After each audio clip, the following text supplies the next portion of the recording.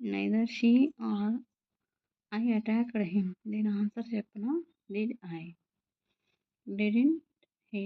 Didn't they అని ఇచ్చాడు కదా, ఆన్సర్ ఏంటి? Did I. రెండు నౌన్లు ఆర్ నార్. 11th క్వశ్చన్ చూసారు కదా, somebody asked me gifts.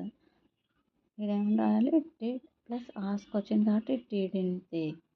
Somebody కానీ నోబడి కానీ ఎవ్రీబడి ఎనీబడి ఏ బడీలో వచ్చిన క్వశ్చన్ ట్యాగ్లో దే అని రాయాలి. Example, nobody could help me. Could they? None arrived there. Did they?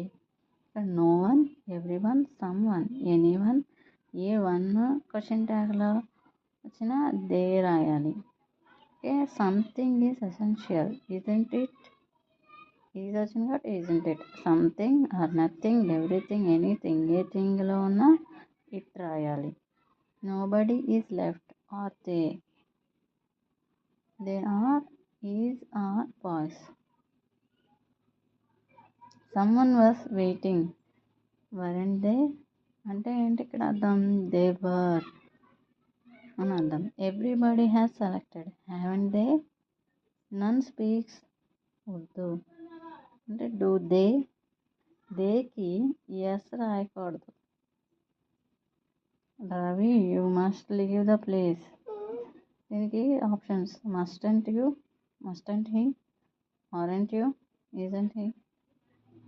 Answer ఏంటవుతుంది?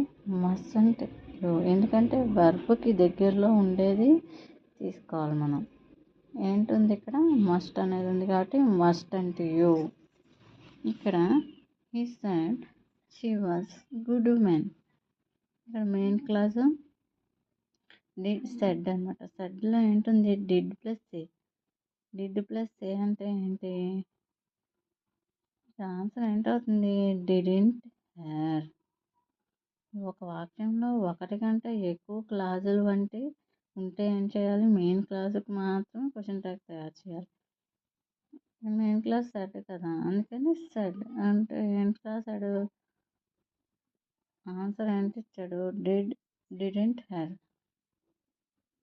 అక్కడ అది next, if you work hard you will get job. Won't you? విల్కి వోంట్ కాబట్టి వోంట్ యూ తీసుకోవాలి. ఇక్కడ కొన్ని చూడండి, వర్బ్ క్వశ్చన్ ట్యాగ్స్ ఇచ్చాను. I am, aren't, I amn't, I'm I. V1 don't. V1 plus S వస్తే డజంట్. V2 వస్తే didn't. Use to వస్తే డిడింట్. విల్ వస్తే షెల్ వస్తే షాంట్. కెన్ వస్తే కాంట్.